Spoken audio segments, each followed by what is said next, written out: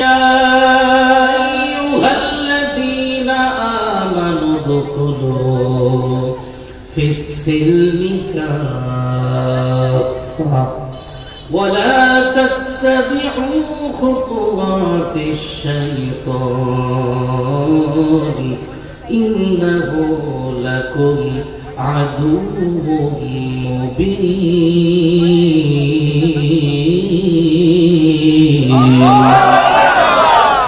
মোহাম্মদ আমিন পৃথিবীর মানুষগুলোকে ডাক দেন, পৃথিবীর মানব সকল, সমস্ত পৃথিবী জুড়ে যত মানুষ আসছে সমস্ত মানুষদের মধ্য থেকে এক শ্রেণীর মানুষদেরকে প্রথমে ডাক দেন এই আয়াতে। ওই মানুষগুলোর মধ্যে সেই মানুষগুলোকে আল্লাহ ডাক দেন যেই মানুষগুলো মহান রবের উপরে তাওহীদের উপরে কালিমা গ্রহণ করে যে বান্দা ইসলামের সুশীতল ছায়াতলে স্থান নিয়েছে, স্থান পেয়েছে, এই সমস্ত মানুষগুলাকে ডাক দেন আমার আল্লাহ একটা নাম ধরে। ওই নামটা হলো ঈমানদার। একটু আওয়াজ দিয়ে বলেন সেই নামটা কি? সবাই বলতে হবে নামটা কি? ডাক দিলেন কে? কাকে ডাক দিলেন? ঈমানদারদেরকে ডাক দিলেন। আমি আপনাদের কাছে জানতে চাই, আমরা সবাই বলেন ঈমানদার কি ঈমানদার না? জোরে বলেন। প্রত্যেকেই দাবি করতেছি ঈমানদার। আসলে আমরা ঈমানদার কিনা পরীক্ষা করা দরকার আছে না? ঈমানদার কিনা এই পরীক্ষাটা সামনে হবে। তবু আল্লাহ যেহেতু ডাক দিয়েছে, কালিমা যেহেতু আমরা করেছি, নিজেদেরকে ঈমানদার বলতে পারি ইনশাআল্লাহ। আমরা যারা কালিমা পড়েছি লা ইলাহা ইল্লাল্লাহ মুহাম্মাদুর রাসূলুল্লাহ, তিনি বিশ্বাস স্থাপন করে জবান দিয়ে করে নিয়েছে কালিমা। ওই মানুষগুলোকে আমার রব্বুল আলামিন তাওহীদের বাক্য পাঠ করার কারণে ঈমানদার বলে ওই ব্যক্তির নাম কারা ঘোষণা দিলেন। আর এই ঈমানদার গুলোকে ডাক দিলেন, হে ঈমানদারেরা, ও হে পৃথিবীর সেই মানুষ যারা ঈমান এনেছো, শোনো, উদখুলু ফিস সিলমি কাফা, ও ঈমানদারেরা তোমরা প্রবেশ করো, উদখুলু তোমরা প্রবেশ করো, ফিস সিলমি ইসলামের ভিতরে, শান্তির ধর্মের মধ্যে, কাফা। বলেন দেখি এই কথাটি কার? তাহলে বোঝা গেল কালিমা পড়লাম, আমার আল্লাহ তাআলা ঈমানদার বলে ডাক দিলেন। কারণ হলো যে বান্দা জবান থেকে কালিমা পড়েছে ওই বান্দার সম্মান আর ইজ্জত আল্লাহর কাছে অনেক গুণে বেড়ে গেছে। তাই তো আমার রব ওই মানুষটাকে মুনাফিক বলে ডাক দিল না। ওই মানুষটা কালিমা পড়েছে কিন্তু নামাজ পড়ে না, তারপরেও কাফের বলে ডাক দিল না। অথচ অন্য হাদিসের মধ্যে আসছে আসসালাতু ইমাদুদ্দিন, নামাজ হইল দ্বীনের একটা খুঁটি, দ্বীনের একটা বিষয়, এত গুরুত্বপূর্ণ খুঁটি। বলে মান তারাকা সালাতা মুতাআম্মিদান ফাকাদ কাফার, যে সমস্ত মানুষগুলো সালাত আদায় করে না, নামাজ পড়ে না, এই মানুষগুলো আর কাফেরের মাঝখানে একমাত্র ফরকের জন্য, পার্থক্য হওয়ার জন্য যে ইবাদত, সেই ইবাদতের নাম সালাত, তার মানে নামাজ। নামাজ না পড়লে সেটা কুফরি করলো, কাফের হয়ে গেল। সুতরাং এত বড় পার্থক্য থাকার পরেও কালিমা গ্রহণ করেছে, দিল দিয়া মহান আল্লাহকে বিশ্বাস করেছে, কালিমা তাওহীদের বাক্য করেছে, আর নবী সাল্লাল্লাহু আলাইহি সাল্লামের উপরে ঈমান এনেছে, বিশ্ব নবী হিসেবে, শেষ নবী হিসেবে স্বীকৃতি দিয়েছে। আমার আল্লাহ এই বান্দাকেও ডাক দেন ইজ্জত আর সম্মান দিয়া, হে ঈমানদার, জোরে কোন সুবহানাল্লাহ। আমার আল্লাহ তাআলা ঈমানদার বলে ডাক দেয়, ডাক দিয়ে বলে উদখুলু ফিস সিলমি কাফা, হে ঈমানদারেরা তোমরা পরিপূর্ণভাবে ইসলামের ভেতরে প্রবেশ করো। বোঝা গেল ইসলামের ভেতরে পরিপূর্ণ প্রবেশ না করলেও অন্তত বিশ্বাস স্থাপন করলে আল্লাহ তাআলা কোন ক্রমে ঈমানদার বলে সম্মান দিয়ে ডাক দিয়েছেন। আর সতর্ক করেছেন, খবরদার, শুধুমাত্র ঈমান আনলেই হবে না, ঈমানের কাজ করা লাগবে, কাজ করলেই পরিপূর্ণ ইসলামে দাখিল হওয়া যাবে। জোরে আওয়াজ দিয়ে বলেন সুবহানাল্লাহ। এই আয়াত নাযিল হলো কখন? সংক্ষিপ্ত আকারে যদি আয়াতের শানে নুজুলের দিকে আমরা তাকাই, এরপরে আল্লাহ তাআলা পূর্ণ আয়াত আমাদের জন্য দান করেছেন। প্রথম অংশে বলেছেন ঈমানদারেরা তোমরা ইসলামের মধ্যে প্রবেশ করো। আয়াতের দ্বিতীয় অংশে বলেছেন আরেকটা সতর্কবাণী, ওয়ালা তাত্তাবিউ খুতুওয়াতিশ শাইতান, খবরদার শয়তানের খপ্পরে পড়ো না, শয়তানের পদাঙ্ক অনুসরণ করো না। জোরে বলুন সুবহানাল্লাহ। বলতেছে কাদেরকে? ঈমানদারদেরকে। বলে না কাদেরকে? এক নম্বর আদেশ, পরিপূর্ণ ইসলামে প্রবেশ করো। 2 নাম্বার আদেশ শয়তানের পদাঙ্ক অনুসরণ করো না। 3 নাম্বার নসিহত করলেন কেন শয়তানের পরিচয় তুলে ধরলেন। পরিচয় হলো নিশ্চয়ই ইন্নাহু লাকুম আদুউম মুবিন, শয়তান হলো তোমাদের প্রকাশ্য শত্রু। শয়তান কি বলেন? আর বলে বলতে হবে শয়তান কি? এই দুনিয়াতে আপনি কাকে শত্রু বানাবেন, কাকে বন্ধু বানাবেন, এটা আল্লাহ কোরআন দিয়ে আপনাকে বলে দিবে। আপনি বন্ধু কাকে বানাবেন, শত্রু কাকে বানাবেন, ওটা কোরআন থেকে ফর্মুলা নিয়ে বন্ধু আর শত্রু বানাতে হবে। কথা বল ঠিক কি না? ইচ্ছা হলেই কোন ইহুদি খ্রিস্টানকে বন্ধু বানাবেন, এটা হবে না। বলেন বন্ধু কাকে বানাবে? বন্ধু বানানোর জন্য ফর্মুলা আছে, দিক নির্দেশনা আছে। এজন্য আল্লাহ বলছে তোমার শত্রু কে হবে ওটাও বলে দিলেন। তোমার আপন সন্তান তোমার শত্রু হবে না, তোমার আপন ভাতিজা তোমার শত্রু হবে না, তুমি আর কোন মুসলমান তোমার শত্রু হবে না, তোমার শত্রু হবে শয়তান। বলেন তোমার শত্রু কে হবে? শয়তান। এখন শয়তান কয় প্রকার? 2 প্রকার। বলে কয় প্রকার? কোন জায়গায় পাবো? সূরা নাসে যদি আমরা তাকাই তাহলে শয়তান পাবো আমরা 2 প্রকার। কয় প্রকার বলেন? আমার সাথে বলেন আল্লাযী ইউওয়াসওয়িসু ফি সুদুরিন নাস মিনাল জিন্নাতি ওয়ান নাস। আল্লাহু আকবার। আল্লাহ তাআলা বলেন 2 প্রকার শয়তান থেকে তুমি আল্লাহর কাছে পানাহ চাও। 1 নাম্বার মিনাল জিন্নাহ, জিন শয়তান থেকে তুমি আল্লাহর কাছে পানাহ চাও। 2 নাম্বার শয়তান হলো ওয়ান নাস, মানুষ নামের কিছু শয়তান থাকবে, ওই মানুষ শয়তান থেকে তুমি পানাহ চাইবা। বলেন তো কার কাছে? এবার বলেন শয়তান কয় প্রকার? আর 2 প্রকার যদি শয়তান হয় আমার আল্লাহ ওই শয়তানকে মুমিনের বন্ধু বলে যারা শত্রু বলেছে জোরে বলেন, তাহলে আমার আপনার শত্রু হবে শয়তান। ইন্নাহু লাকুম আদুউম মুবিন, আল্লাহ বলেন শয়তান হলো তোমার প্রকাশ্য শত্রু নাকি গোপন শত্রু? জোরে বলেন। আল্লাহ বলতেছে প্রকাশ্য শত্রু, তাহলে গোপন শত্রু আমাদের নাই, আমাদের প্রকাশ্য শত্রু আছে, তার নাম হলো শয়তান। শয়তান কয় ধরনের? 2 ধরনের। একটা জিন শয়তান আর একটা, বুঝতেছেন তো? তাফসীর কালামের সামনে দেখেন। এবার আসুন আমরা আয়াতে কারিমার সংক্ষিপ্ত তর্জমা শুনলাম, এবার আসেন শানে নজুলে ঢুকি। এই আয়াতে কারিমা আল্লাহ তাআলা কেন নাযিল করলেন, কি জন্য নাযিল করলেন, আয়াতের দিকে শানে নজুলের দিকে যদি তাকাই তাহলে এক নম্বরে আমি আপনাদেরকে বলবো এই আয়াতের শানে নজুলটুকু বর্ণনা করার সময় বলবো এই আয়াত নাযিল হলো কখন। বলে ইহুদিদের মধ্যে একজনের নাম ছিল আব্দুল্লাহ ইবনে সালামা। নামটা কি বললাম? আব্দুল্লাহ ইবনে সালামা। 2 নাম্বার সালাবা ইবনে ইয়ামিন। 2 নাম্বার কি? সালাবা ইবনে ইয়ামিন। এই 2 জন ব্যক্তি ইহুদি ধর্ম ত্যাগ করে মুসলমান হয়েছে, ইসলাম ধর্মের অনুসারী হয়ে গেছে, নবীজির কাছে এসে কালিমা পড়ে মুসলমান হয়ে গেছে। কয়জন সাহাবীর নাম বললাম? 2 জন। একজন আব্দুল্লাহ বিন সালামা, 2 নাম্বার হলো সালাবা ইবনে ইয়ামিন। এই 2 জন সহ আরো কিছু ইহুদিরা কালিমা পড়ে মুসলমান হয়ে গেছে।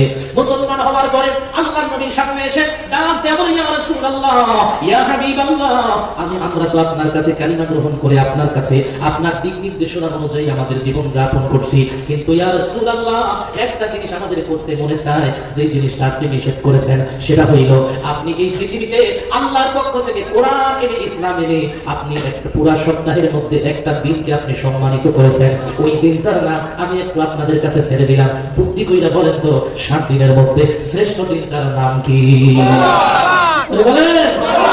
জুমার দিন, ঠিক না?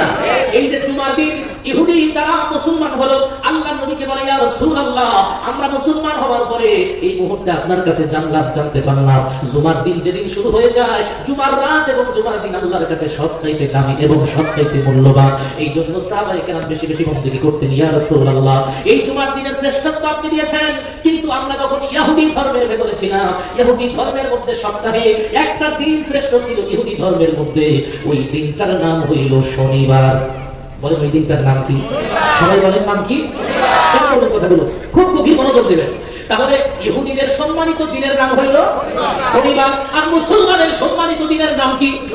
শুক্রবার তথা জুমাবার। তাহলে মুসলমানদের জন্য জুমার দিন শ্রেষ্ঠ, ইহুদিদের জন্য শনিবার শ্রেষ্ঠ। এবার সেই ইহুদিরা মুসলমান হওয়ার পরে বলে ইয়া রাসূলুল্লাহ ইয়া হাবিবাল্লাহ আমাদের ইহুদি ধর্মের মধ্যে কি সুন্দর শনিবারের দিনটাকে বড় শ্রেষ্ঠ বলা হয়েছিল, অনেক সম্মান করতাম দিনটাকে। ইয়া রাসূলুল্লাহ আমরা শুক্রবারের দিনটাকে অত সম্মান করি, ফজিলত বর্ণনা করেছেন এটা আমরা মানি, শুক্রবার ইবাদত বন্দেগী করব, কিন্তু ইয়া রাসূলুল্লাহ আমাদের দিনটা চাই বারবার চাই, ওই শনিবারটাকেও যদি আমরা একটু সম্মান জানাইতাম। জোরে কোন নাউজুবিল্লাহ। আল্লাহ নবী সাল্লাল্লাহু আলাইহি ওয়াসাল্লাম তার তাৎক্ষণিক ওই ইহুদি মুসলমান যারা ইহুদিরা মুসলমান হয়েছে, কেবলমাত্র মুসলমান হয়েছে, তাদেরকে ডাক দিয়ে বললেন, ও সাহাবীরা, কেবলমাত্র তোমরা ইহুদি ধর্ম থেকে মুসলমান হয়েছো, ইসলাম ধর্মের সব বিষয়গুলো মেনে নিয়েছো, কিন্তু একটা মাত্র জিনিস, সেটা হলো ইহুদিদের ধর্মে শনিবারকে সম্মান করে, তোমরা ওই সম্মানটুকু করতে চাও, এর বাহিরে আরো কোনো আবদার তোমাদের আছে নাকি? তারা ডাক দিয়ে বলে, ইয়া রাসূলুল্লাহ, এর বাহিরে আমাদের আর কোনো মনোবাসনা নাই, একটাই মনোবাসনা, সেটা হলো শনিবারকে আমরা সম্মান করব। কিবারকে? শুধুমাত্র একটা। খেয়াল করেন, খুব খেয়াল করেন বলছি, এখানে আল্লাহ তাআলা কি বলতেছেন খেয়াল করেন। তাহলে শুধুমাত্র একটা দাবিটা হইল আমরা শনিবারকে সম্মান করব। আল্লাহর নবী তাৎক্ষণিক তাদেরকে কে জবাব দিবে? আমার আল্লাহর দিকে আল্লাহর নবী সাল্লাল্লাহু আলাইহি সাল্লাম মনোনিবেশ করলেন, আল্লাহ গো, তোমার এই বান্দাগুলোকে এই মুহূর্তে আমি কি বলবো, শনিবারকে কি সম্মান করতে দিব কি দেব না? আল্লাহর পক্ষ থেকে তাৎক্ষণিক চলে আসলো ঘোষণা। জিবরীল এসে ডাক দিয়ে বললেন, ইয়া রাসূলুল্লাহ, একখানি আয়াত আপনার উপরে এই মুহূর্তে আল্লাহর পক্ষ থেকে নাযিল হয়ে গেছে, একটু চিৎকার করে বলেন সুবহানাল্লাহ। আয়াতটা হলো, ইয়া আইয়ুহাল্লাযীনা আমানু দুখুলু ফিস-সিলমি কাফা ওয়া লা তাত্তাবিউ খুতুওয়াতিশ শাইতান ইন্নাহু লাকুম আদুউম মুবিন।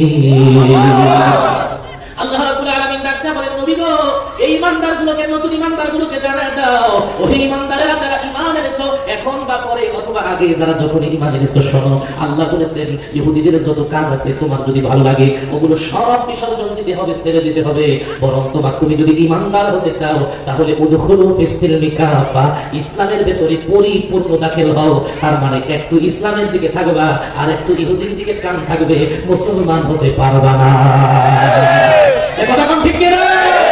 তাহলে তোমার পূর্ণাঙ্গ জীবনটা যদি ইসলামের ভিতরে আনো তাহলেই তুমি কেমন মুসলমান। আর যদি তুমি মনে করো আল্লাহ দিয়েছেন খেলাফত, আর তুমি যদি মনে করো আমি করব গণতন্ত্র, কথা বলেন, আল্লাহ দিয়েছেন খেলাফত, আমি যদি বলি আমি করব গণতন্ত্র, আল্লাহর আইনের সাথে কি মিলল? সবাই বলেন মিলল নাকি? আল্লাহ বললেন পরিপূর্ণ ইসলামে দাখিল হও, যদি তুমি ঈমানদার হও পরিপূর্ণ ইসলামে দাখিল হও। আল্লাহ বললেন তুমি এই মুহূর্তে ব্যবসা বাণিজ্য করো, হালাল ব্যবসা।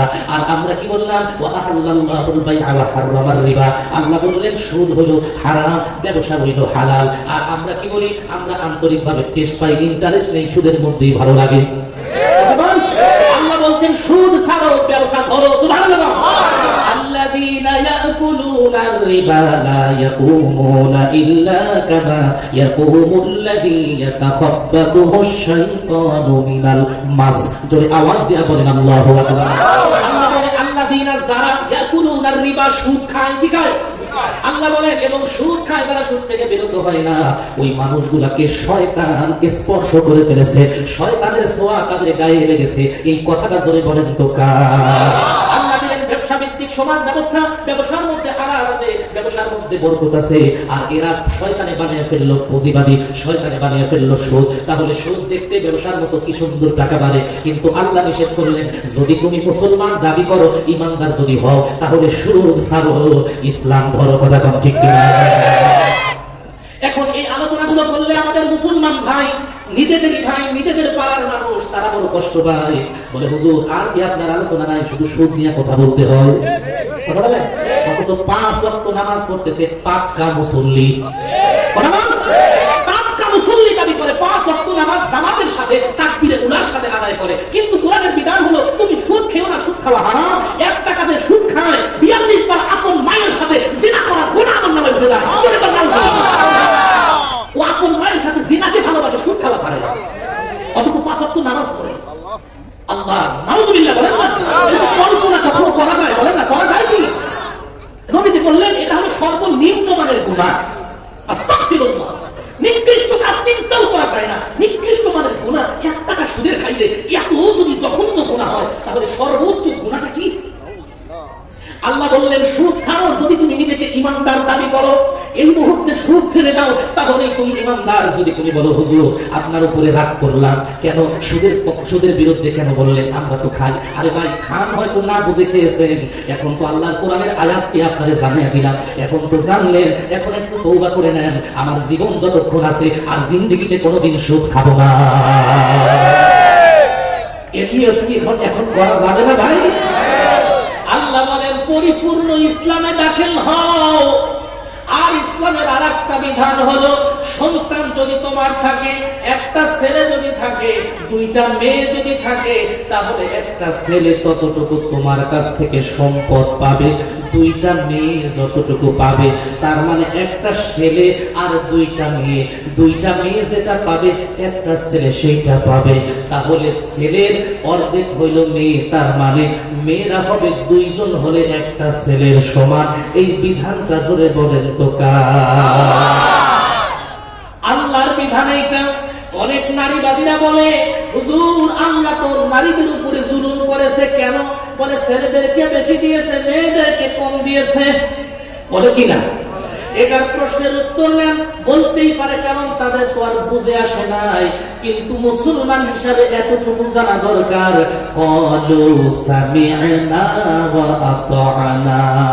আল্লাহর বিধান আল্লাহ যেটা বলেছে, আমার যুক্তিতে ধরুক আর না ধরুক, আল্লাহ যে বিধান দিয়েছে ওই বিধান তাৎক্ষণিক শুনবো আর মেনে নেব। এটার নামই হলো ঈমানদার। কথা কোন ঠিক কিনা? যুক্তি দিয়ে তো ইসলাম মানা যায় না, আর ইসলাম মানার জন্য যুক্তি চলে না। আল্লাহ বিধান যেটা দিবে ওইটা মানার নামই হইল ঈমান, ওইটা মানার নামই হল মুসলমান। সুবহানাল্লাহ। সুতরাং নারী তোমাকে আরামে থাকতে দিয়েছে ইসলাম, তোমাকে বড় সম্মানিত করেছে ইসলাম। তোমার জন্যই তো আল্লাহর নবী কি সুন্দর করে হাদিস শরীফে বলেছেন, এই দুনিয়ায় যেই সময় নারীর কোনো মর্যাদা ছিল না, এই নারীদেরকে মানুষ ভোগ্য পণ্য হিসেবে দেখত। ও নারী, তোমাকে ইসলাম সৌন্দর্য দিল, সম্মান দিল। মা, দুনিয়ার কোন কষ্ট তোমার করা যাবে না। তুমি ঘরে থাকো, পর্দায় থাকো, সন্তানটারে তুমি ঘরের মধ্যে সুন্দর করে শোয়া ভক্ত পান করাও। দুনিয়ার কেউ তোমার সতর দেখবে না, তোমার সম্মান বজায় থাকবে। তাহলে আরামে শোয়া বসার ব্যবস্থা করলো ইসলাম। কথা কোন ঠিক কিনা? তারপরেও যদি নারী তুমি না বুঝো, তাহলে তুমি কপাল পোড়া ছাড়া আর কিছু না। ঠিক কিনা? নারী আসো, ইসলামকে বুঝো, কোরআনকে বুঝো, শান্তি তোমার ঘরে আসবে। এই কারণে তুমি সুন্দর পোশাক পরার জন্য পাগল হয়েও না, তুমি পর্দা করার জন্য পাগল হও। ঠিক কিনা? কারণ পুরুষেরা দেখো কি সুন্দর পোশাক পরে, পুরুষেরা কি সুন্দর করে, যারা মনে করে স্কুল কলেজে পড়ে, ওরাও তো ফুল প্যান্টটা সুন্দর করে পরে। একটা শার্ট গায়ে দিলে শার্ট আর প্যান্ট নিয়ে ইন করে, যাতে পেটের আশেপাশে কোনো সাইড দেখা না যায়। কথা কোন? কলারওয়ালা শার্ট, কলার আবার ডাবল কলার রাখে, যাতে গলাটা কেউ দেখতে না পারে। দেখো রে সন্তান, একটা পুরুষ মানুষ মাদ্রাসায় যদি নাও পড়ে, তারপরেও তার গলাগুলো ঢাকা, তার দেহটা ঢাকা, তার সুন্দর তার ওই ব্যক্তির পা গুলো ঢাকা। আর তুমি নারী মনে করো আমি যত খোলামেলা চলবো তত দামি হব। না রে সন্তান, না। ও নারী মা, আসলে তুমি কিন্তু দামি না। তোমার দাম কেন বেশি জানো? কুকুরও তো তোমার মতো আছে, শুয়োরও তো আছে। কুকুরও বাচ্চা দেয়, শুয়োরেও বাচ্চা দেয়, কিন্তু কুকুর বাচ্চা দিয়ে লজ্জাস্থান বের করে রাস্তায় ধরে, এইটা হলো কুকুর। তুমি যদি মনে করো আমার কাপড় গুলোকে আমি আটো সাটো করে, আমি কোনো মতে নরমাল একটুখানি কাপড় পরে শুধু লজ্জাস্থানটুকু আমি ঢেকে রাস্তায় বের হব, মনে রাখবা কুকুর যেমন অবস্থায় রাস্তায় চলে, তুমি নারীও যদি তেমন চলো, তোমার মাঝে আর কুকুরের মাঝে কোনো পার্থক্য না। কথা কোন ঠিক কিনা? তাহলে নারীর মর্যাদা, যত কাপড় বেশি পরবে নারী, তত সুন্দর লাগবে নারীকে। ঠিক কিনা? আর যত কাপড় চোপড় গুলো খুলে ফেলবে, তত নারীকে বেখাস্তা দেখা যাবে। কথা বলেন? এই জন্য আটো সাটো ছোট খাটো পোশাক দিয়ে কোনোদিন নারীকে ভালো দেখা যায় না। যারা সুন্দর ঢিলা ঢালা পোশাক পরে, বেশি পোশাক পরে, পর্দা করে, এই নারীদের সৌন্দর্যের শেষ নাই। কথা কোন ঠিক কিনা? এই জন্য মুসলমানেরা, আল্লাহ কোরআনুল কারীমে বলছে, তুমি যদি ঈমানদার দাবি করো নিজেকে, তাহলে অবশ্যই পরিপূর্ণ ইসলামে দাখিল হওয়া লাগবে। বলেন পরিপূর্ণ নাকি অর্ধেকটা? পরিপূর্ণতার নাম ইসলাম। বলেন পরিপূর্ণতার নাম ইসলাম। আর আমরা বলি কোরআন শরীফ এক জিনিস আর রাজনীতি আর এক জিনিস। আমরা বলি নামাজ এক জিনিস আর আমাদের পর্দা পুশিদা আর এক জিনিস।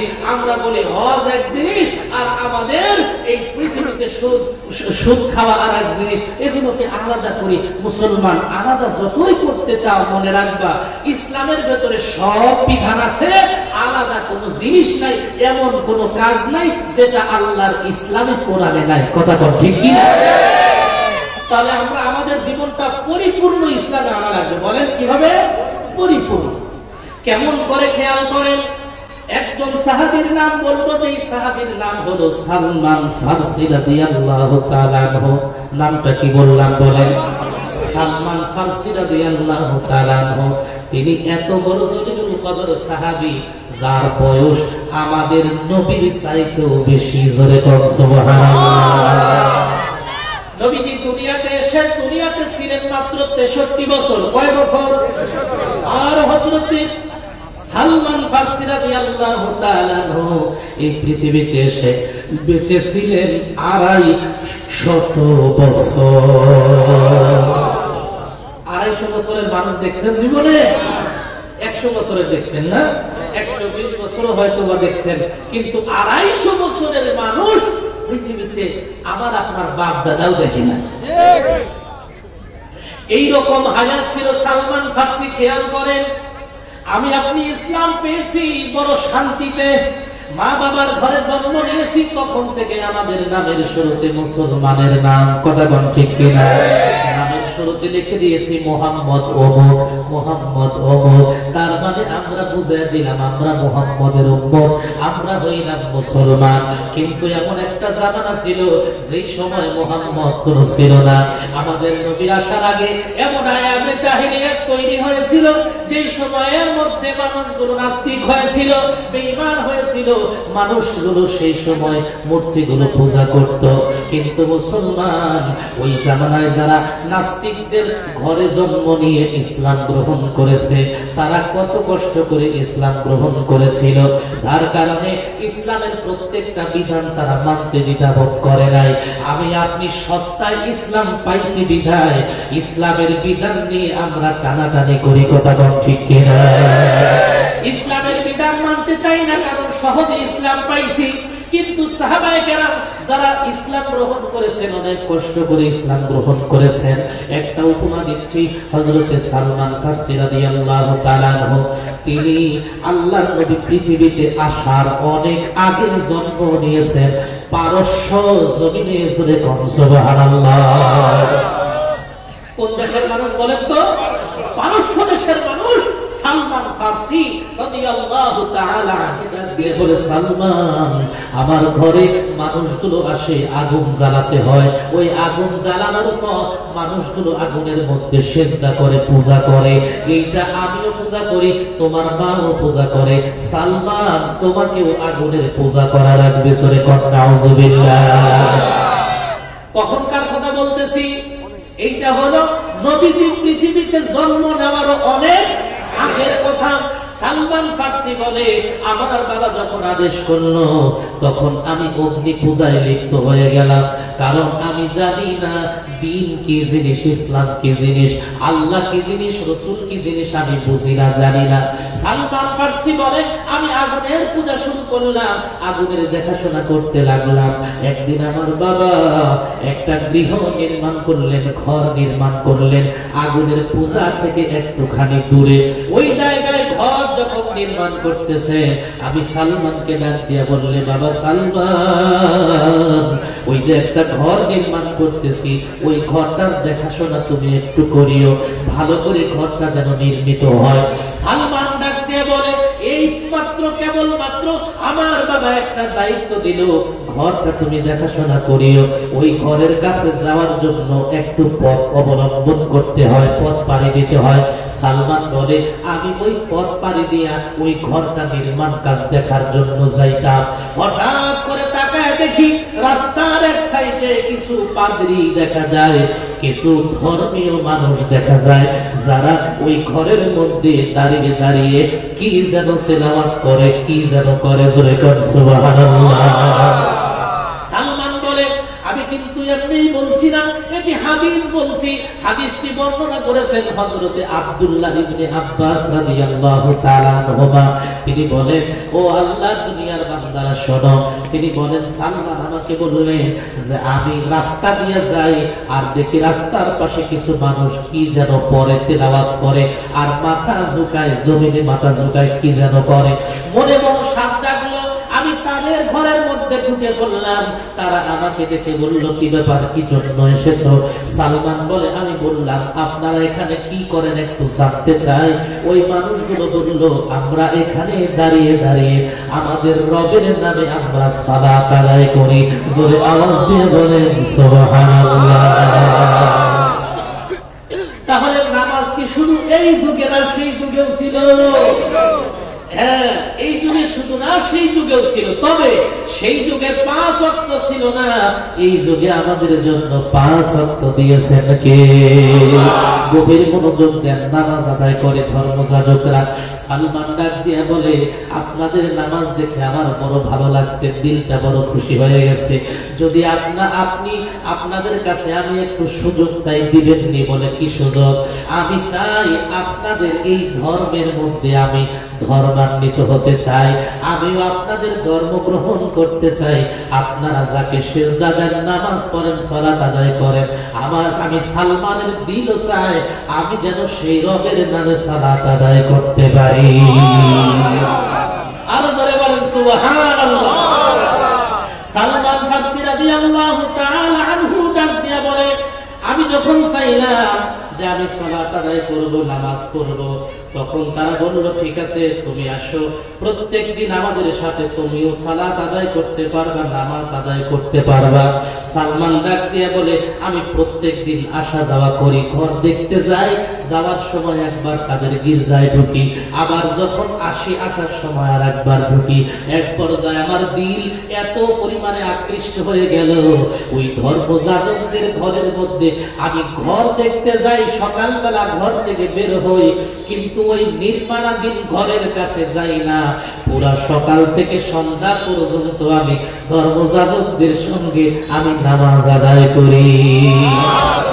হঠাৎ করে এই সংবাদ চলে গেল আমার পিতার কাছে। আমার বাবা একদিন লোক খুঁজতে পাঠাইলো, সালমান কোথায়? দেখ। আমাকে খুঁজতে গিয়া দেখে আমি ওই ধর্মগুরুদের ঘরের মধ্যে নামাজ আদায় করতেছি, আমাকে ধরে নিয়ে গেল। আমার বাবা আমাকে প্রহার করলো, ডাক দিয়ে বলল, বেচারা বাবা রে, খবরদার আর একদিনের জন্য তুই ওইখানে গিয়া আর তুই নামাজ আদায় করতে পারবি না।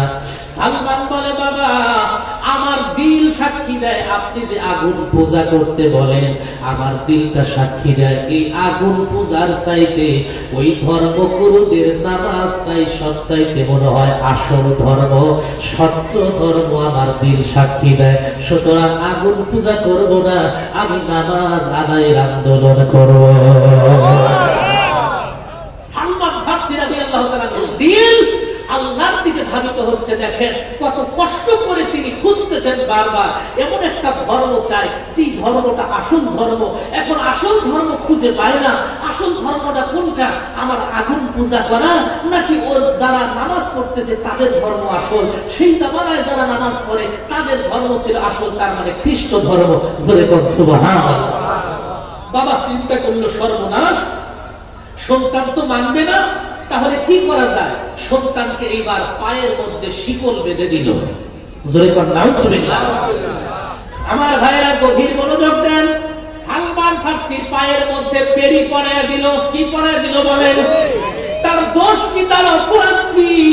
তার অপরাধ একটাই, সেই জামানার ধর্মযাজক খ্রিস্ট ধর্মীয় আলেমদের সাথে তারা গিয়েছে। কথা কোন ঠিক কিনা? এই জামানারও এমন অবস্থা ছিল কিনা বলেন দেখি, যেই মানুষগুলো আলেমদের সঙ্গে নামাজ আদায় করতো, আলেমদের পথে থাকতো, এমন কিছু মানুষকেও পায়ের মধ্যে রশি লাগায়া শুধু ইসলাম মানার কারণে অপরাধে তাদেরকে জঙ্গি বানায়া জেলখানায় ঢুকিয়েছিল। কথা ঠিক কিনা? নিজের পিতা, নিজের বাবা ওই সালমানের নিজের পায়ের মধ্যে পেড়ি পরে দিয়েছে, শেকল বেঁধে দিয়েছে, ঘরের মধ্যে বন্দী করে রেখেছে। সালমান ফারসি রাদিয়াল্লাহু তাআলা ডুকরে ডুকরে কাঁদে আর বলে, আল্লাহ কি এমন পরীক্ষায় ফালাইলা, আমি আসল ধর্ম খুঁজতে চাইলাম, আমি মনে হয় ধর্ম পেয়ে গেলাম, এমন মুহূর্তে কি এমন আমার পরীক্ষা ফালাইলা, আমার পায়ের মধ্যে শিকল বাইন্ধা ঘরে আটকে রাখলো, যেতে পারি না। কিন্তু এই সালমান ওই ধর্মগুরুদেরকে বলে রেখেছিল, ও ধর্মগুরু যান, আপনার কাছে যদি এমন কোন ভালো মানুষ আসে, যেই মানুষগুলো আল্লাহ ভীরু, কোরআন ভীরু, যেই মানুষগুলো মানে আল্লাহকে মানে ইসলাম মানে, তখন তো কোরআন নাজিল হয় নাই, ওই মানুষগুলোর কাছে আমাকে একটু সুপর্দ করে দিও, যাদের সঙ্গে আমার ঘর ত্যাগ করে অন্য রাষ্ট্রে চলে যাব, তবু আমি আল্লাহর বিধান নামাজ ছাড়ব না। আরো জোরে বলেন আল্লাহু আকবার।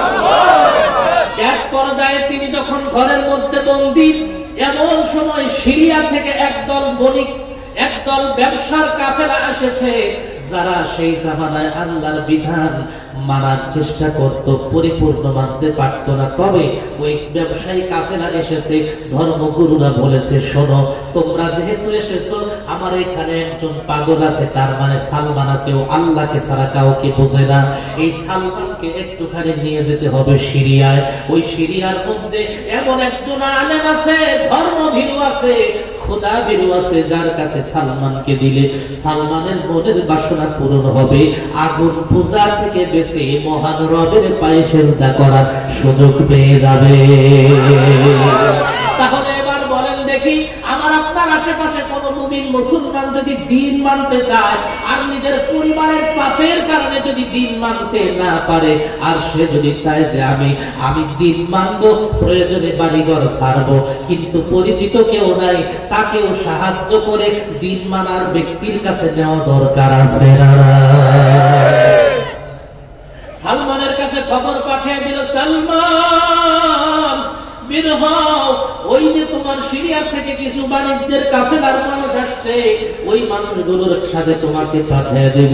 সালমান নিজের পায়ের শিকলটা খোলার জন্য হাজারো চেষ্টা করে, পারে না। এক পর্যায়ে জীবনের যত শক্তি আছে সমস্ত শক্তি দিয়া যে খুঁটির সাথে তার শিকল বেঁধেছিল, ওই শিকল ধরে এমন জোরে টান দিল, খুঁটি মাটি থেকে উপরে, সালমানের খুঁটি উপরে শিকল থেকে খুলে গেল। জোরে বলেন সুবহানাল্লাহ, আর একটু আওয়াজ দিয়ে বলেন সুবহানাল্লাহ। সালমান ফারসি শিকল আর খুঁটি নিয়ে এক দৌড়ে সেই ধর্মগুরুদের কাছে চলে গেলেন। তারা ব্যবসায়ী কাফেলাদের সঙ্গে পাঠিয়ে দিলেন, সালমান যাও সিরিয়ায় যাও, শাম দেশে যাও, সেখানে গিয়ে তোমার মনের আনন্দে আল্লাহর ইবাদত করো। সিরিয়ায় যখন পাঠিয়ে দেওয়া হলো, শামের লোকেরা তাৎক্ষণিক সেই শামের লোকেরা ওই মুহূর্তে একজন ধর্মযাজকের কাছে, আলেমের কাছে সালমানকে নিয়ে গেল। সালমান ডাক দিয়ে বলে, ও প্রাণের হুজুর, আপনার কাছে আমাদের সেই পারস্য দেশ থেকে এমন কিছু ধর্মগুরু পেয়েছিলাম যারা আল্লাহর নামাজ আদায় করে, ওই মানুষগুলো আপনার কাছে পাঠিয়েছে আমাকে, আমি দ্বীন মানতে চাই। ওই ধর্মগুরু ডাক দিয়ে বলে, ঠিক আছে, আমার কাছে আসো, এখানেই থাকো, দ্বীন মানো, কিন্তু খবরদার বাহিরে বেশি যেও না। সুবহানাল্লাহ। আল্লাহর নবী যে বলেছেন দুনিয়াতে আলেম হবে দুই প্রকার, বলেন কয় প্রকার?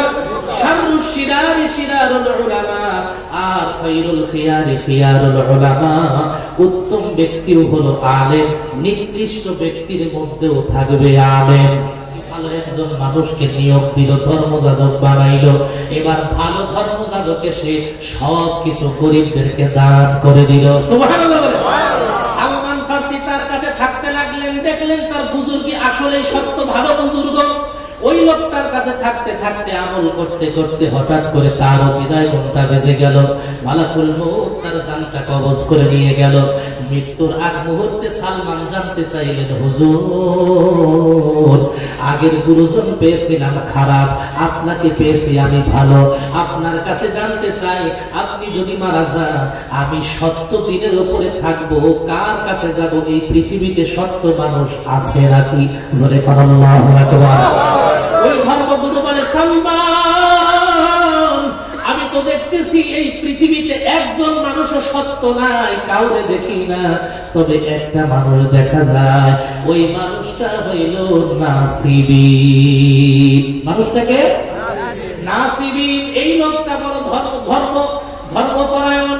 তুমি আর কারো কাছে যাও না, পুরা দুনিয়ার সবাই খারাপ, অন্যায়কারী, কারো কাছে যাও না, নাসিবীনের কাছে যাও, তাহলে তার কাছে গেলে তুমি সুন্দর দিনের উপরে থাকতে পারবা। লোকটা মারা গেল। এইবার সালমান ফার্সি আর একজন ব্যক্তির কাছে ছুটে গেল, নাসিবীনকে খুঁজে খুঁজে বের করে বলল, ও আল্লাহর বান্দা হুজুর, আপনার কাছে আমি এসেছি, আমি পারস্য দেশের মানুষ, ব্যবসায়ী কাফেলা, আমি ইয়ামানের শামে এসেছিলাম, ওখানে দুইজন আমার ধর্মগুরু গেছে, শেষের জন ভালো মানুষ ছিল, আপনার নাম বলেছে, হুজুর আপনি যদি আপনার দরবারে আমাকে একটু ঠাই দিতেন, আমি থাকতাম, দিনের পথে চলতাম। সুবহানাল্লাহ। সালমান ফার্সিকে বরণ করে নিলেন আর বললেন, ঠিক আছে বন্দেগী করো, আমার কাছে থাকো। বন্দেগী করে তার কাছে থাকি। থাকতে থাকতে তিনিও একবার শেষ হয়ে গেলেন, তার সময় শেষ হয়ে গেল। সালমান ডাক দিয়া বলে, হুজুর আপনি যদি মারা যান আমি কার কাছে যাব? লোকটা ডাক দিয়া বলে, সালমান আমি যদি মারা যাই তাহলে আর দুনিয়ায় ভালো কোনো মানুষ দেখি না যে আল্লাহর পথ তোমাকে চিনাবে, এরকম কেউ নাই, কিন্তু আমি একজনের নাম বলতে পারি, সে হলো এমন একজন ব্যক্তি আছে, ওই অধিবাসী লোকের একজন ব্যক্তি আছে, তার কাছে তুমি চলে যেও। এই লোকটা যখন মারা গেল, আবার সালমান ফার্সি খুঁজতে খুঁজতে সেই ধর্ম আর একজন ধর্মপরায়ণ ব্যক্তির কাছে চলে গেল। ওনাকে বলল, আমি ধর্মগুরু কতজন পাল্টাইল, 5-6 জন চলে গেল। শেষ পর্যায়ে এখানে আসার পর ওনার কাছে থাকতে থাকতে কিছু সম্পদের মালিক হইলেন সালমান ফার্সি, কিছু বকরির মালিক হইলেন, কিছু গাভীর মালিক হইলেন। কি কি বললাম? বকরি এবং গাভী। খেয়াল করেন, অল্প সময় 5-7 মিনিট খেয়াল করেন। এই বকরি এবং গাভীর মালিক হয়ে গেলেন সালমান ফার্সি। এইবার ওই ওস্তাদজিকে ডাক দিয়ে বলে, আপনি যদি মারা যান, অনেকদিন পর্যন্ত আপনার কাছে থাকলাম, আপনি মারা গেলে আমি কার কাছে যাব? আমি কি 70 দিন পাবো না? ওই ধর্মগুরু ডাক দিয়ে বলতেছে, সালমান আমার পরে আর কোন নবী আসতে দেখি না, আমার পরে একজনকে আমি এই মুহূর্তে ভাবতেছি, খেয়াল করতেছি, সর্বশেষ নবী সরকারে তো আলম হুজুরে আকরাম সাল্লাল্লাহু আলাইহি ওয়াসাল্লাম, তিনি শেষ নবী আবির্ভাব হওয়ার জন্য এই সময়টা খুব কাছাকাছি চলে এসেছে। আমার পরে আর কার কাছে যাইবা? খোঁজ নিয়ে দেখো, খুঁজতে খুঁজতে যদি শেষ নবী মুহাম্মদ রাসূলুল্লাহ সাল্লাল্লাহু আলাইহি ওয়াসাল্লামকে পাও, তাহলে তার কাছে তুমি ঈমান আনয়ন করিও। জোরে বলো সুবহানাল্লাহ। সালমান ফার্সি বললেন, তার কোনো বর্ণনা আছে কিনা সেই আলামত গুলো দেখে আমি চিনব? ধর্মগুরু বললেন, তার 1 নাম্বার পরিচয় হলো তিনি কোন সময় সদকা খাবে না। কি খাবে না বলেন? আমাদের নবী কি খায় না? সদকা খায় না, সদকার মাল খায় না। 2 নাম্বার আলামত, আমার নবী হাদিয়া গ্রহণ করবে। কি গ্রহণ করবে বলেন? হাদিয়া গ্রহণ করবে। 3 নাম্বার আলামত, শেষ নবী সাল্লাল্লাহু আলাইহি সাল্লামের 2 কাঁধের মাঝখানে একটা মোহরের নবুয়ত সিল মোহর থাকবে। এই 3টা আলামত যদি তুমি পেয়ে যাও, তাহলে বুঝে নিবা ইনি হলো মুহাম্মদুর রাসূলুল্লাহ। এখন ডাক দিয়ে বলে, উনি কোন জায়গায় আসবেন? গুরুজি ডাক দিয়ে বলে, তিনি আসবেন আরবের মধ্যে। কোথায় বলেন? আরব ভূখণ্ডের মধ্যে আসবেন। বলে সেই জায়গাটা কেমন হবে? বলে জায়গাটার মধ্যে খেজুর গাছ বেশি থাকবে, খেজুর বাগান থাকবে। সুবহানাল্লাহ। সালমান ফার্সি দেখলেন গুরুজি দুনিয়া থেকে বিদায় নিয়ে চলে গেলেন। সালমান ফার্সি অপেক্ষা করতে লাগলেন, কেমন করে শেষ নবীর সাক্ষাৎ আমি পাবো। এইবার ডাক দিয়ে বলে, আমার গাভী আছে, বকরি আছে। এক বরিষ্ঠ কাফেলার লোকদের ডাক দিয়ে বললেন, আপনারা কি আরব ভূখণ্ডে যাবেন? বলে হ্যাঁ। যদি যান তাহলে আমাকে একটু নিয়ে যান, প্রয়োজনে আপনাদেরকে পারিশ্রমিক দিব। পারিশ্রমিক কি? আমার যত গাভী আছে, বকরি আছে, সবগুলো এর বিনিময়ে আপনাদেরকে দিয়ে দিব, আর আমাকে আরব ভূখণ্ডের মধ্যে পৌঁছায় দিবেন। জোরে কোন আল্লাহু আকবার। সালমান ফার্সির গাভী বকরি সব নিয়ে নিল।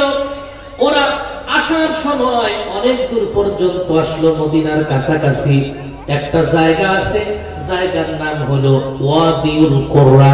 কি নাম? ওয়াদিউল কুররার মধ্যে আসে। ওই লোকগুলো, বাণিজ্যের মানুষগুলো সালমান ফার্সিকে নির্মম ভাবে অত্যাচার শুরু করলো। জোরে আওয়াজ দিয়ে বলেন নাউজুবিল্লাহ। অত্যাচারের স্টিমুলার চালিয়ে হযরতে সালমান ফার্সিকে রক্তাক্ত করে ফেললো। সালমান চোখের পানি ফেললেন আর বললেন, আহারে আমার বকরিকে আমি সব দিয়ে দিলাম, কেন তোমরা আমাকে মারলা? বলে, কেন মারি জানিস না? বকরি আর গাভী এই সম্পদ পেয়ে আমরা সন্তুষ্ট না, তোকে আমি এই মুহূর্তে গোলাম বানায়া মানুষের কাছে কৃতদাস হিসেবে বিক্রি করে আরো কিছু সম্পদ নেব, এরপরে আমরা খুশি হব। জোরে বলেন নাউজুবিল্লাহ। এরকম সন্ত্রাস এই জমানায় আছে না? না, ওরা আয়না ঘরে ঢুকায়া এদের থেকে মুক্তি পৌঁছাইয়া মুক্তিপণের টাকা নেয়, দুর্নীতি করে টাকা নেয়, এমন অবস্থা জোরে কল আছে না? নিঃসন্দেহ ওরা সেই জামানা ওই কট্টর কাফিরের রক্তের অনুসারী, কোনো সন্দেহ নাই। সালমান ফার্সি রাদিয়াল্লাহু তাআলা আনহুকে বিক্রি করে দিল, কৃতদাস বানায়া ও মুসলমানরা যাদের কাছে বিক্রি করলো, সে লোকটা ছিল মদিনার। বলেন না কোথায়? মদিনায় তাকে নিয়ে যাওয়া হলো। এবার দেখতেছেন কি সুন্দর ও মুসলমানরা খেজুরের বাগান দেখে তার ভালো লাগলো, আর বলল, মুনি কি চমৎকার খেজুরের বাগান। বলে, হ্যাঁ, তোমার কাজ হইল আমার কৃতদাস হিসাবে খেজুর বাগান দেখাশোনা করবা। জোরে করা আল্লাহু আকবার।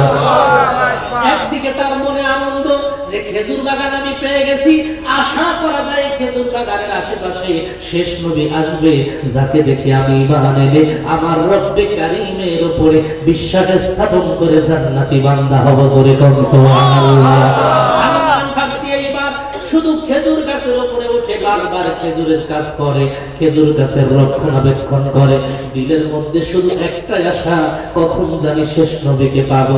এমন মুহূর্তে ওই মুনিবের ভাতিজা কোন জায়গা থেকে যেন দৌড়ায় আসছে।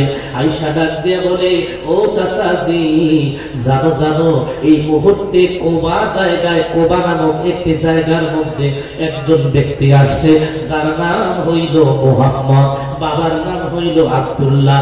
তিনি ওই কোবার প্রান্তে এসে ডাক দিয়ে বলতেছে, তিনি নাকি আল্লাহর নবী, আল্লাহর রাসূল, এইটা তিনি দাবি করতেছে। এটা ভাতিজা যখন চাচার কাছে বর্ণনা করে মুনিবের কাছে, তখন ওই সালমান গাছের উপর থেকে তিনি শুধুমাত্র কানটা লাগাইয়া শুনেছে মুহাম্মদ নামের একজন নবী দাবি করেছে, কোবায় এসেছে। শুনতে দেরি, সালমানের কলিজার ভেতরে আনন্দ উঠতে দেরি হয় না।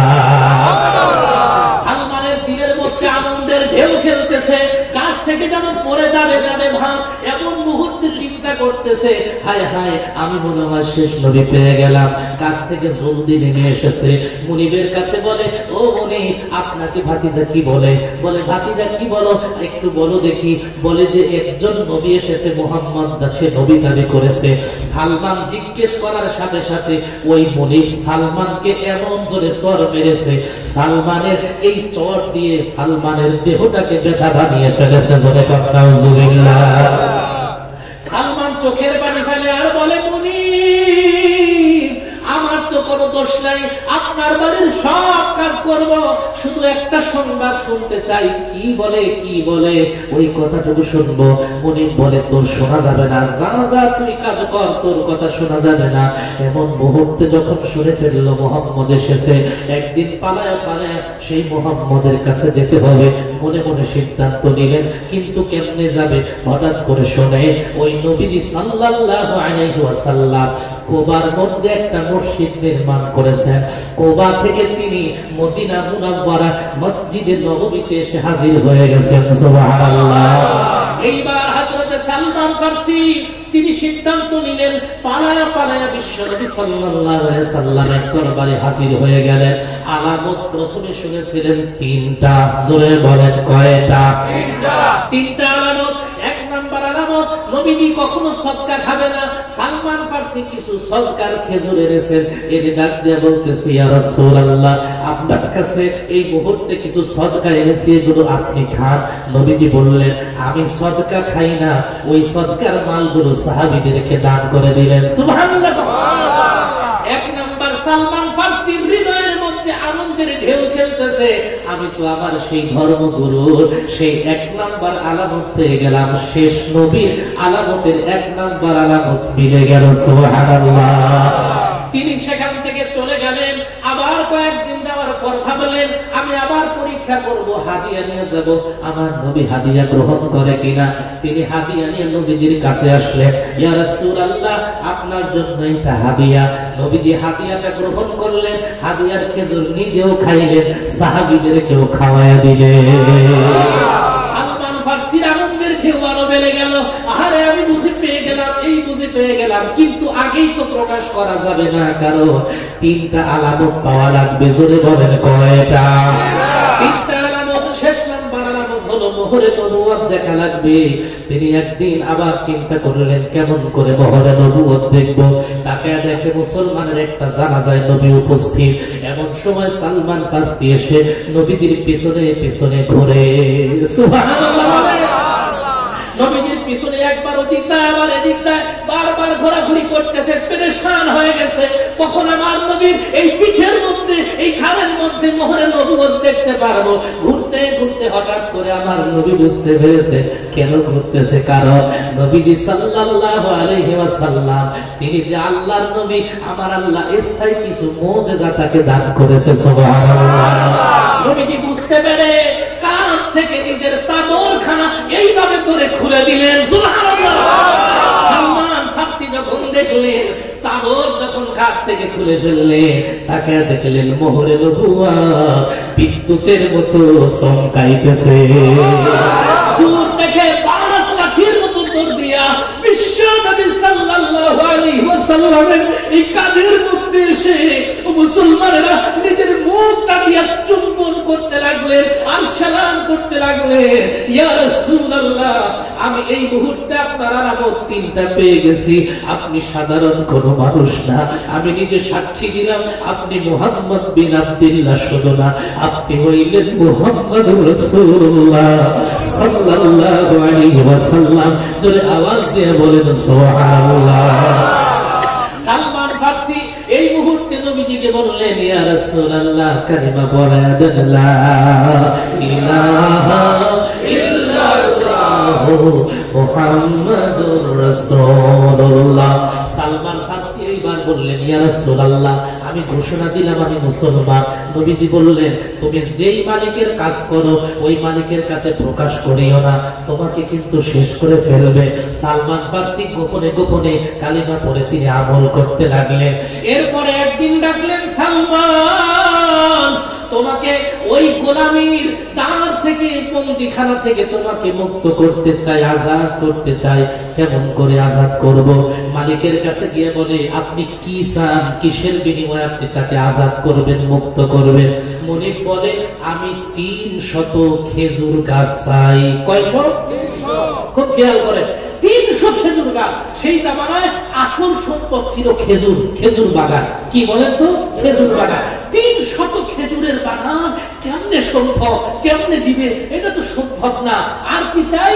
বলে, আমি 40 উকিয়া চাই। সেই জামানার দামি টাকার নাম ছিল উকিয়া। বলে 40 উকিয়া এবং 300 খেজুর গাছ যদি দিতে পারো তাহলে তাকে আজাদ করে দেব। নবীজি পেরেশান হয়ে গেলেন, ও সাহাবীরা, তোমরা কি পারো তোমার বন্ধু হযরত সালমানকে গোলামের জিনজির থেকে মুক্ত করে আজাদ করতে পারো কি তোমরা? সাহাবীরা দাঁড়িয়ে গেলেন, ইয়া রাসূলুল্লাহ, আমি 30টা খেজুর গাছ দান করে দেব। আরেকজন সাহাবী বলে, আমি 20টা দান করব। আরেকজন বলে 15টা দিব, 10টা দিব। এদিক সেদিক থেকে সাহাবীরা দিতে দিতে দিতে দিতে 300 খেজুর গাছের ব্যবস্থা হয়ে গেল। সালমান ফারসি 300 খেজুর গাছ দিবে। মালিক ডাক দিয়ে বলে, 300 খেজুর গাছ আপনাকে দিব। বলে, দিলেই হবে না, 300 খেজুর গাছ তুমি রোপণ করবা। রোপণ করার পরে খেজুর ধরা পর্যন্ত রক্ষণাবেক্ষণ করবা, খেজুর গাছে পানি দিবা, যতদিন লাগবে ততদিন পর্যন্ত খেজুর গাছে খেজুর আসা পর্যন্ত তুমি গোলামি করবা, পানি দিবা, যখন খেজুর আসবে তখন তুমি মুক্ত হইবা। শর্ত সহজ না কঠিন? বলে সহজ না কঠিন? দেখেন আল্লাহ তাআলার কুদরত কাকে বলে দেখেন। আল্লাহর নবী বললেন ঠিক আছে, তার কথা মেনে নাও, মালিকের কথা মানলো, 300 খেজুর গাছের ব্যবস্থা হলো। সালমানকে বললেন সালমান যাও তুমি মাটি খোঁড়ো, 300 খেজুর গাছের ছোট ছোট চারা, এগুলো আমি নিজ হাতে লাগাবো। কে লাগাবে? কে লাগাবে? নবীজি লাগাবে, আমি নিজ হাতে লাগাবো, তুমি টেনশন করো না, তুমি শুধু গর্ত করো। সুবহানাল্লাহ। সাহাবীরা চলে গেলেন, সালমান আসো তোমার সঙ্গে কাজে যোগ দেই। সবাই গর্ত খনন করলো, 300 গর্ত।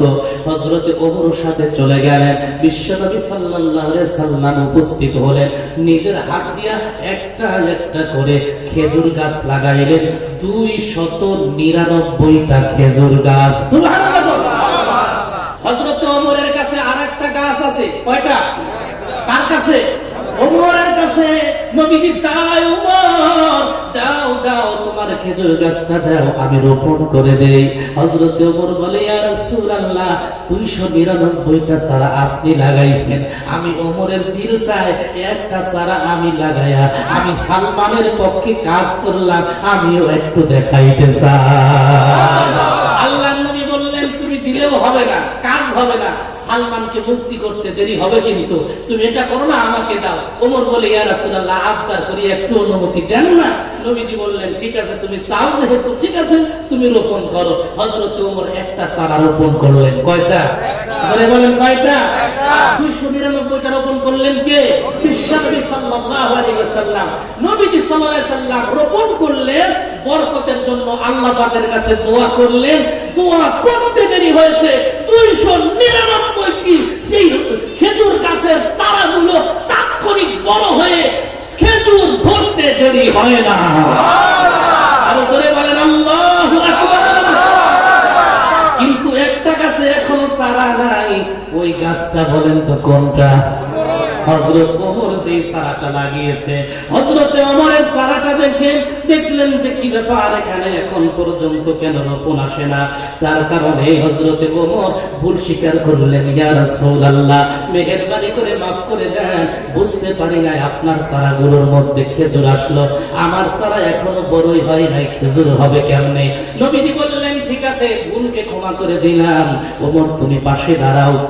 নবীজি খেজুর গাছ আবার তুললেন, আবার লাগাইয়া দিলেন, বরকতের দোয়া করলেন, তাৎক্ষণিক বড় হয়ে খেজুর হইতে দেরি হয় না। হযরত রাসূল কারীম সাল্লাল্লাহু আলাইহি ওয়াসাল্লাম এত বরকতের মানুষ, এত মুজিজার মানুষ, এত বড় পাওয়ারফুল আল্লাহর নবী সাল্লাল্লাহু আলাইহি ওয়াসাল্লাম পেরেশান হয়ে গেলেন। 300 খেজুর গাছে এই মুহূর্তে খেজুর এসেছে। ওরে মালিক নিয়ে নে, তোর কত খেজুর লাগবে নিয়ে নে, বিনিময়ে আমার সালমানকে মুক্ত করে দে। এইবার মালিক বলে, ও আল্লাহর নবী, ও মুহাম্মদ বিন আব্দুল্লাহ 40 উকিয়া এখনো দেওয়া হয় নাই, নবীজির কাছে টাকা নাই, কেমন করে মুক্ত করবে? এমন সময় একজন এসে বলে, গনিমতের মাল এসে গেল। গনিমতের মাল এনে বললেন, সালমান তোমার কি টাকা হয়েছে? বলে হয় নাই। এই নাও গনিমতের একটু স্বর্ণের টুকরা পেয়েছি, তুমি নাও। তিনি ওজন করলেন, প্রথমে ভাবলেন 40 উকিয়া হবে না, ওজন করে দেখেন 40 উকিয়া হয়ে গেছে। সুবহানাল্লাহ। এগুলো দিয়ে দিলেন মালিকের কাছে। সালমান ফার্সিকে এই মুহূর্তে সেই মালিক এই মুহূর্তে আজাদ করে দিতে বাধ্য হলো। সূরা আওয়াজ দিয়ে বলেন সুবহানাল্লাহ।